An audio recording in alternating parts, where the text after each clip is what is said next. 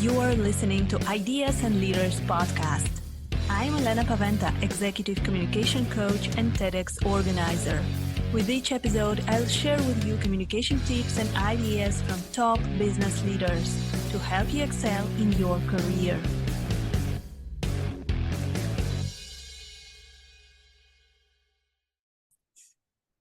There it is.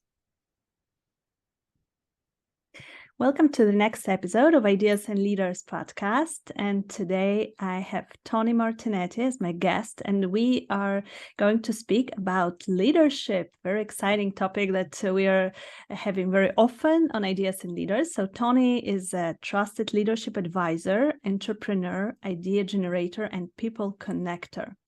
Hi, Tony. It's great to have you on Ideas and Leaders. Well, hello. I'm thrilled to be here. Thank you for having me. So, Tony, can you tell us a little bit about your story? How did you become trusted leadership advisor? How did you get where you are right now? I love that question, and I won't go on for too long all the details, but I'll share the high level journey. So I got here because I was spent about 25 years in the corporate world, working in the high tech and biotech industry. But one of the things that I realized is that when I was in that journey, I was working more in finance and strategy roles. Along the way, I realized that I wasn't really doing the work I was meant to be doing. I would come to work, I would work really hard, and people would notice like something about the way I was showing up, that I was not the typical numbers person. And I would say to them, like, what does that mean? There's no typical anything, really. I was trying to show up for the people who were there and be a certain person who I thought I was. It had me thinking even further back in my career to my life that I was, when I was a child, I was an artist. I was someone who liked to draw and paint, and the things that I drew and paint was all about creating environments, emotional experiences of environments. Just kind of a weird thing for a child to do, but I put all that away when adults told me you should really focus on things that are going to make money. So, of course, I went into pre-med, then finance, and spent my life doing numbers. Now I've come to this place where I started, which was, here I am doing finance and strategy in this industry, which is amazing, but it wasn't really my calling. So as I moved in my journey, I finally came to this decision point where I said, I don't know if I really want to do what I'm doing any longer. I've gotten to this place where I've made an impact in this industry, but it's not who I am. And so I decided to move on. I actually had a very dramatic moment in my career where I was sitting in a boardroom looking around at other people in the room, and I realized that I saw the leaders who were there who were more concerned about their own image. And it wasn't whether or not they were right. It was just whether or not they were looking good. And I got frustrated and I said, you know what, I'm done. And I decided to get up and walk out. And I said to myself in that moment, I said, I'm going to leave this room to change the room. And that was the moment that changed everything for me. I decided that I was going to do something different that was going to change the way leaders show up in the world. And I decided to become a coach, leadership development consultant and advisor to other people, and find ways for people to show up differently in the world. But I first had to start with myself. So that's just the starting point. Yeah, wow, you have a very inspiring story. So it is never too late to change to doing something that you think is your calling or what you want to do. So you mentioned those leaders who are focused on themselves and on their image. On maybe very often leaders are also focused on the results that they want to achieve. But what do you think are actually characteristics of good leaders? What should effective leaders do or maybe not do in order to be better at what they do? Yeah, I love this question because there's so many ways to look at it. And I think it really depends on who the person is. But I think the key key aspect of a good leader is someone who leads people first and thinks about the people first. And in order to be people first, you also have to be someone who doesn't just show up and react in every situation with basically making quick decisions. You have to slow things down. You have to be thinking, okay, well, I'm not going to make a brash decision here. I'm going to slow things down, look around, understand the situation from a bigger perspective before jumping in and taking action. Now, a leader who takes action is usually that's looked at as a positive, but the idea is that you don't want to take action that you potentially would regret long term.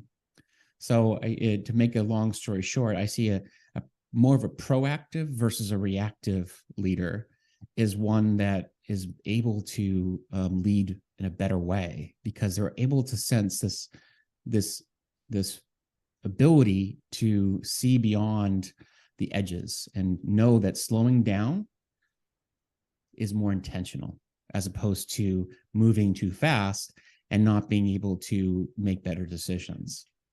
Mm-hmm.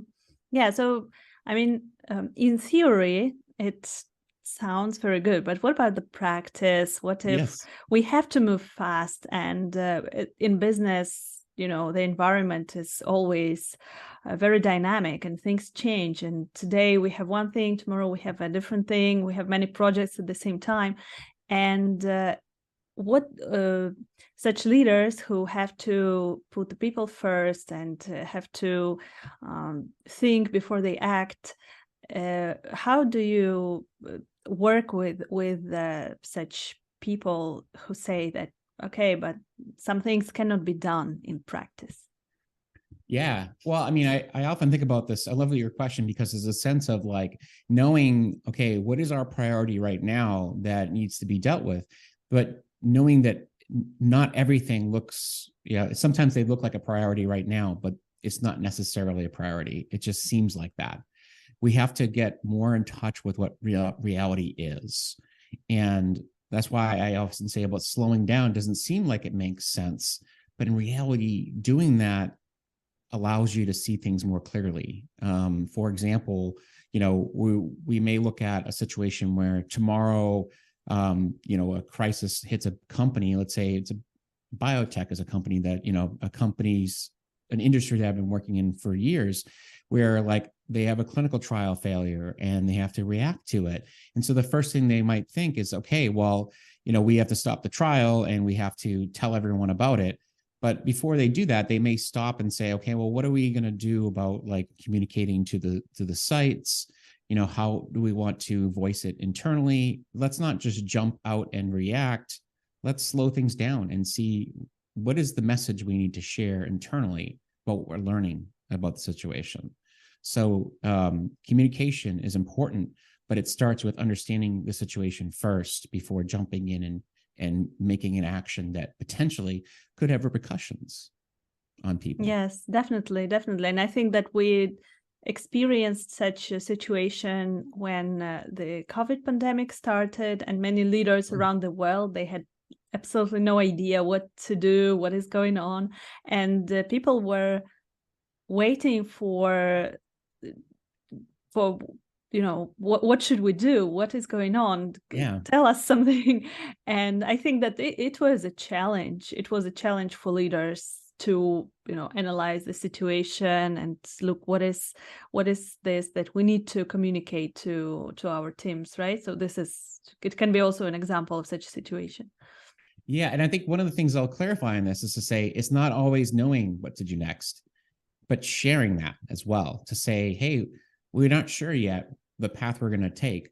We're looking at it and we're thinking about the options, but we don't want to make a wrong step that we potentially would regret. So give us time to think this through before we jump in and make a course correction that could be detrimental. And that's especially in cases where it is something that is not reversible, right? There are situations where it's like, well, let's try this out, an experiment, but you don't do that when it's situations that will impact many lives or when it impacts many people in a company. You want to make sure that you're setting a tone of, let's experiment, but also make sure that we're giving good direction too. Yes, absolutely. And I think that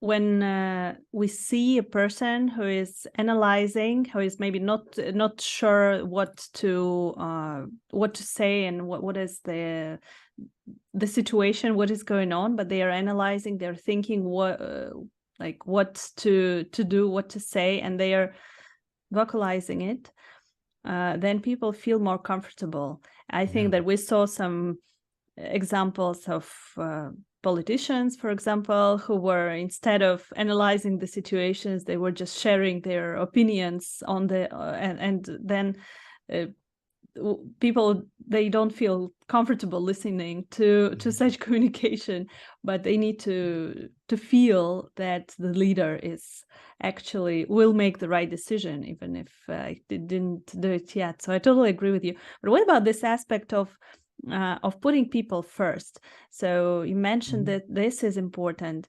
Do you have any examples from your clients that you work with, how to actually put people first?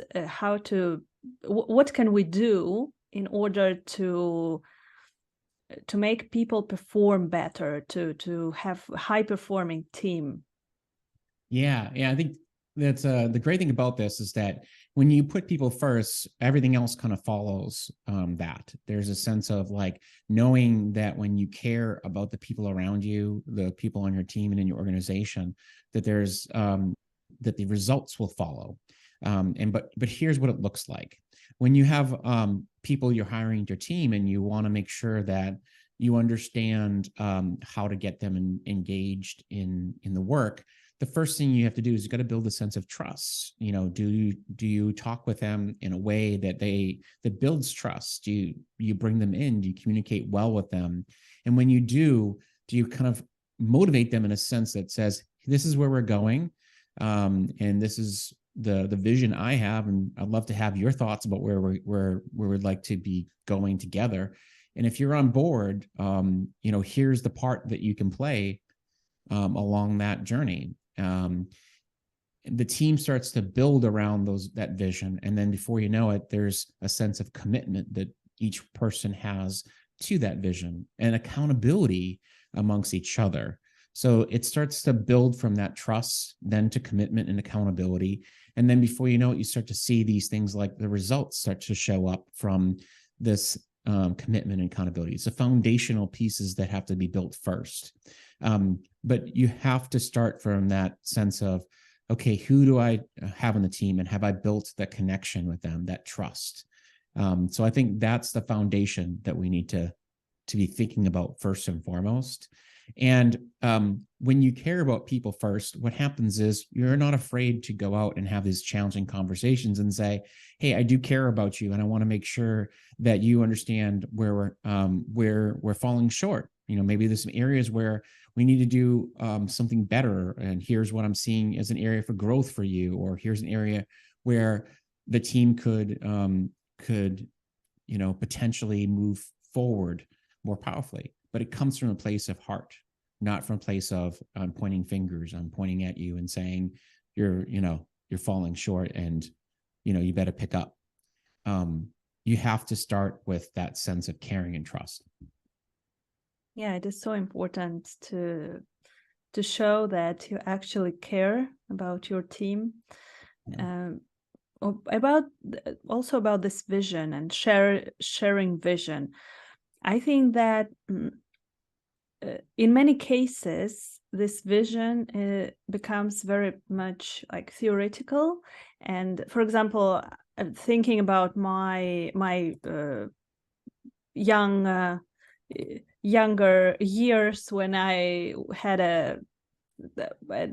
worked in a big corporation for several months as a student, and they had this mission and vision written on the walls, in every room, with big letters. And I didn't, no one ever told me about this vision. I was like, it is not for me.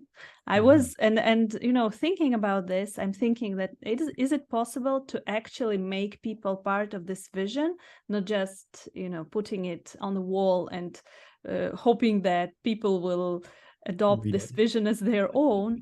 Or what can leaders do in smaller teams? What can we do to actually make people feel that they are part of the vision of the company?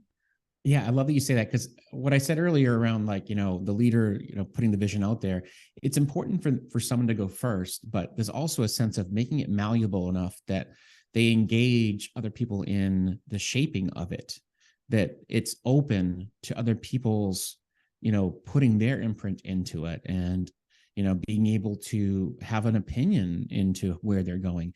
What people most want is they want to have agency. You know, they want to have the ability to have autonomy over the work that they do. There's things that if you give people some say in the work that they're doing, they're more motivated to want to show up and do the work.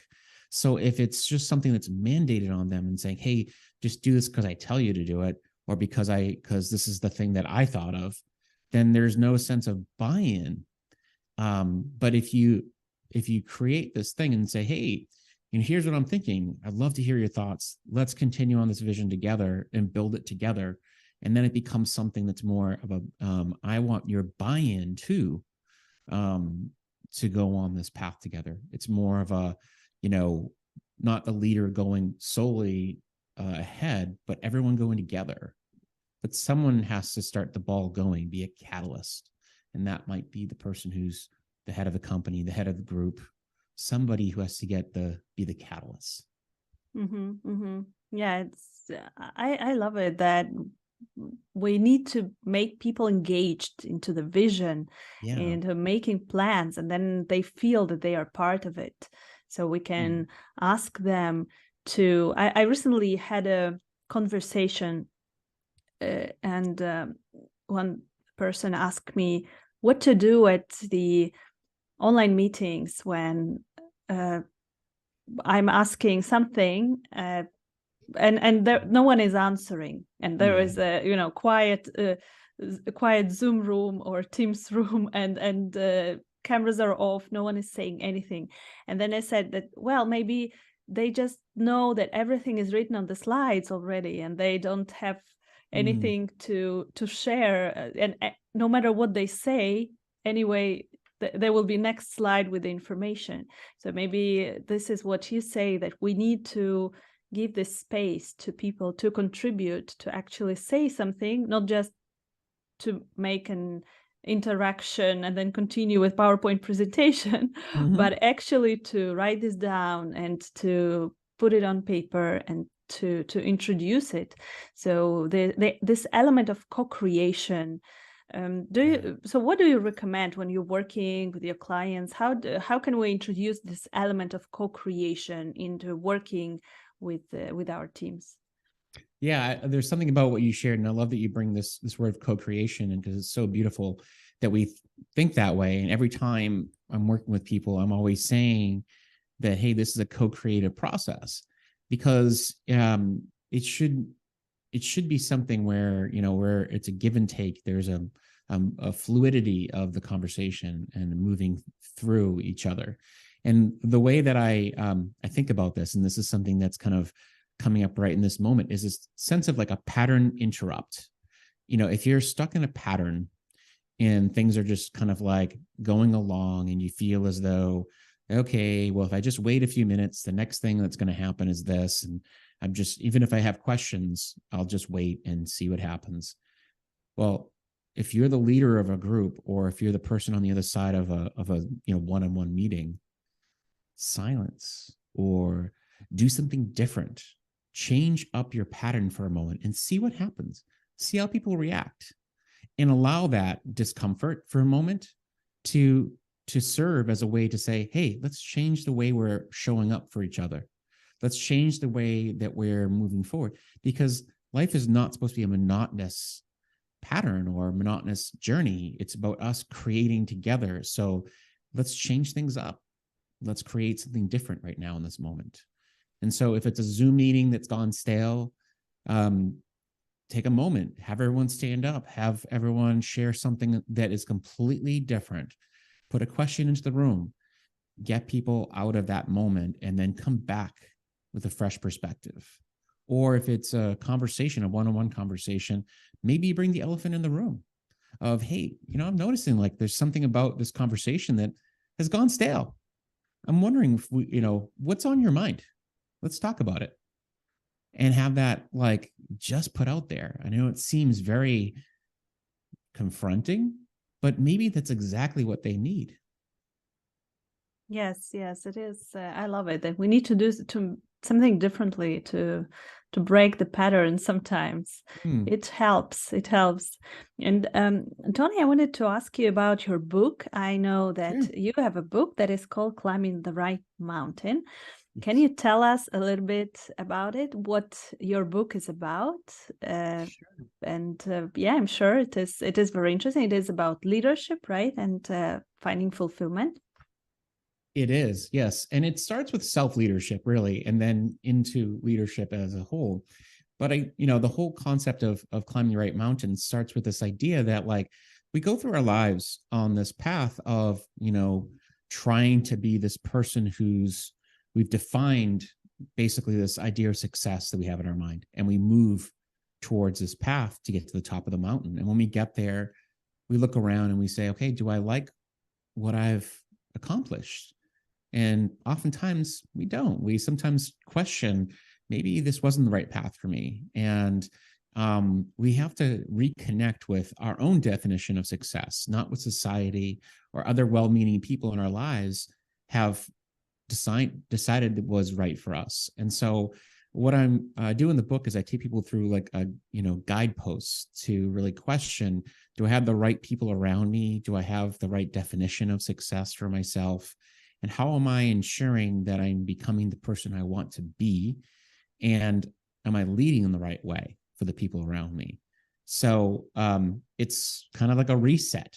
And the big thing here around this is it's not about, oh, I have to leave my job or I have to, throw everything away and go hiking through the mountains. It's more about, just looking at your situation from a different angle and just stepping away from it and seeing that maybe I am stuck in a pattern, right? So it's an important part of it. Yes. So it is very important that you included this element of self-reflection. I think that it is very important not just to give people the how to do something type of information, but to make them find their answers themselves. So maybe in the end, I would love to ask you about this element of fulfillment and finding fulfillment. So what do you usually recommend? Maybe something from your book, some tips. What can we do? What questions can we ask ourselves to make sure that we are actually moving in the right direction? Yeah, I love this question. So first and foremost, if you find yourself in that place where you feel a little bit stuck or, maybe feeling like, I don't know, what I want to experience as a leader, as a, a person who's in their professional journey, the first thing you should do is pause, maybe take a look back and say, why did I start this climb in the first place? What was the reason that got me on this mountain in the first place? And when you look back and you think about those things and you start to say, okay, yeah, there's certain elements of my journey that I really want to reconnect with, then do that. Connect with that. Then start thinking about the future and thinking, okay, what do I want to accomplish? Who do I want to be going forward? And intentionally saying be, because there's a sense of who do you need to be in terms of the qualities you want to embody, the things that you want to show up as, and, really connect with, okay, that's how I want to be in the future. And I can start being that now. So bringing it back to the present. And so that sense of like going on that journey, the time traveling of going back, going into the future, and then coming to the present is a quick way for you to start to connect with my sense of fulfillment in the moment. how can I find that fulfillment of what I'm looking to do and be? Okay, so we need to think, who do I want to be in the future, and what do I need to do now to become this person? That is very deep question and a very good exercise. So I recommend to our listeners to do this exercise. It can give you some interesting results, definitely. So thank you very much, Tony. If our listeners want to reach out to you, contact you, maybe buy your book or ask more about what you do, where can they find you? Well, the best place to find me is my website, inspiredpurposecoach.com. And they can find my assessment there. I have a tool that allows you to find out where you are and where you'd like to be. And then I also have links to my book there. You can also find my book on Amazon if you'd like to buy it there. And you can reach me at LinkedIn or anywhere else on social media, but I think the website's a good place to start. Perfect. Thank you very much for this interview. It was such a pleasure talking to you. Very insightful conversation. Thank you. Thank you. I really enjoyed it. Thank you for listening to Ideas and Leaders podcast. Did you enjoy this episode? Let me know that you listened by tagging me in your LinkedIn profile and using a hashtag Ideas and Leaders. See you in the next episode.